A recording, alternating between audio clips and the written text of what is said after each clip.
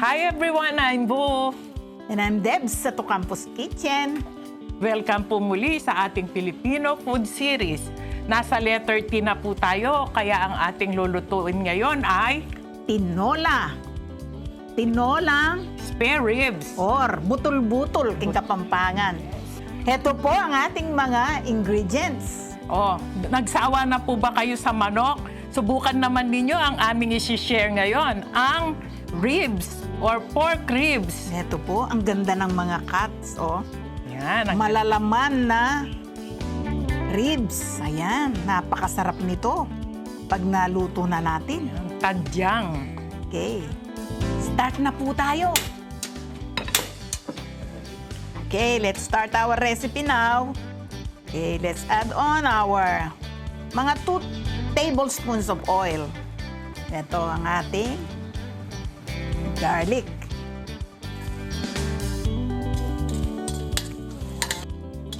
Napakabango ng ating bawang. Tingnan mo naman. O, lagay mo na kaagad yung ating slice na sibuyas. Mga lambot kata. Hindi. Okay, ito ang ating sibuyas. Okay. Alam mo, gustong-gusto ko yung tinolang ito kasi napakalasa nito. 'Di ba? Nagsawa ka na sa manok at saka may allergy kami sa manok. Si Debs, pag nag-aano siya, kumakain ng chicken, naggigitara siya. Para siyang banda. Oh, ilagay mo muna yung ano natin para ating ipiprito-prito yan. Lagay mo na yung luya. Yan. Igisa rin natin ang ating ginger. Yan. Siyempre, hindi yan magiging tinola kung walang Luya. luya. Yan, tingnan mo naman yung amoy niya. Siyempre, Diba? ang pinakasangkap ng tinola ay ang ginger. Basta't na nalagay ang ginger, yan ang pampasarap sa tinola, di po ba? Mm. Okay. O ngayon, pwede na nating idagdag ang ating spare ribs. Ayan. Oh. Sige, lagay mo na lahat. Yan. Pabayaan muna nating maprito-prito o magisa-gisa ang ating karne.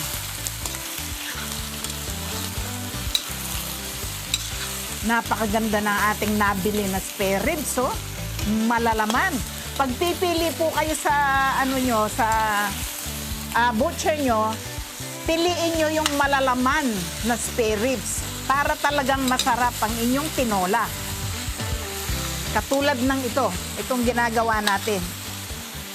Okay, takpan mo muna at nang matusta ng konti. Oh, palabasin natin yung tubig niya. Okay, nagisa na po natin. Ngayon, magdadagdag na tayo ng ating fish sauce or patis. Pumili po tayo ng masarap na patis para masarap din ang ating sabaw. Okay. Sige. Yan, tansyahin mo. Oh. Yan. Okay. Okay na muna yan. Yan. Para maprito-prito din yung ating patis, mas lalabas ang linamnam ng ating spare ribs. Amoy na amoy ang patis mo. Kabango. Okay.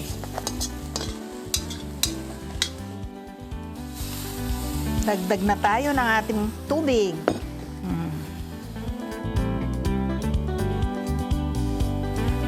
Medyo ilubog natin para lalambot ng gusto.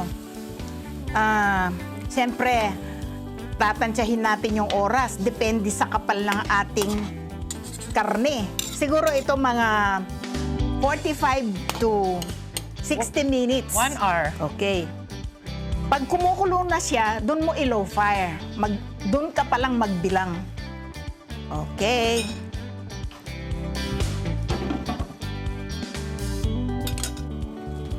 Okay, after 45 minutes, malambot na siya.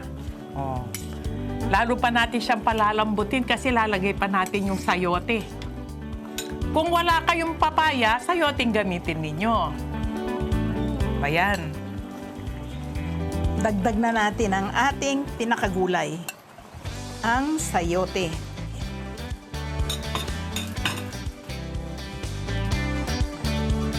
Kalambutin natin ng mga 2 minutes bago natin dagdag ang kanyang dahon. Okay. Oh, lagay na natin yung dahon.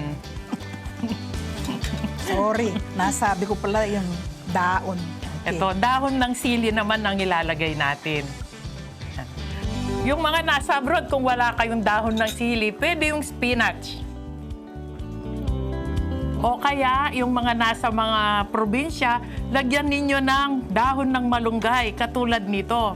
Ihahalo natin para mas nutritious. Okay. Dahil sagana kami sa mga dahon. Ayun, tingnan nyo sa likod namin, oh. Marami tayong mga moringa leaves. Ayan, idagdag pa natin. Sagana kami sa mga dahon, katulad ng dahon ng Nano? bayabas. Bayabas yung mga nandyan eh. Saka dahon ng mangga. Ayan. Ayan.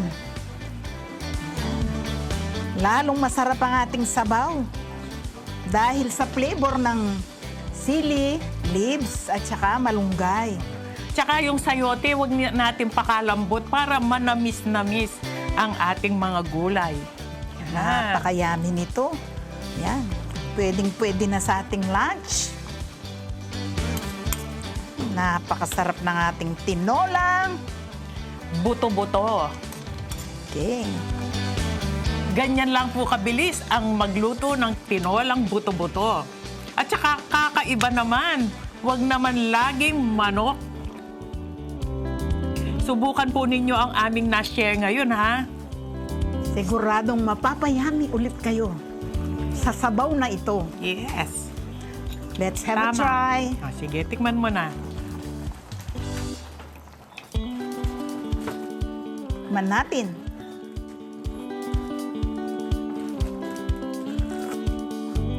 At yaman ng kamote. Malasan eh. Mm-mm. Oh, malasang-malasa yan.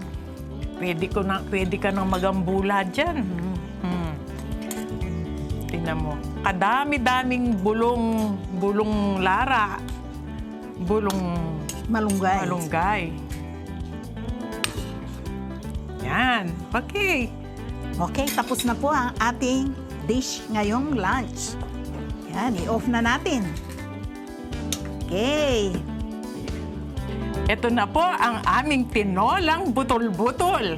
Tikman na natin. Ito na si Debs. Titikman niya siyempre. Siya ang taga-tikim ng ating butol-butol. Ito po, nakaambula na siya. Yung kanin na mix na po sa sabaw. Tikman Sige na na, natin. okay. Tikman mo na. Yaman. Kaya pangit tsura. Yaman. Oo. At yaman. Oo. Talaga naman. O yung sayote, tikman mo, pakita mo. Yung malaking kunin mo. Sobrang laki ro ko. Hindi pag yung asbuk ko. Pahamak mo murat. O, di ba? Kalambot. Mas nasa pabugak. O, sige. Tingnan mo pa yung butol. Kanyaman po, kanyaman. O, tingnan ninyo kung gaano kalalaki. Ha? Tipak-tipak. Tipak-tipak at saka lambot-lambot. O, sige na. Kanya? Samol mo. O, narinig ninyo yon. Kalambot? Gawin nyo na po ito. At siguradong mapapa. Yummy kayo sa sarap. Yum, yum. Ilopan mo yung sabaw. Ewan mo kung ututumuret. Okay. Please, Like share, and subscribe. at O, Campus Kitchen. thanks for watching. We love you. Mwah. Bye!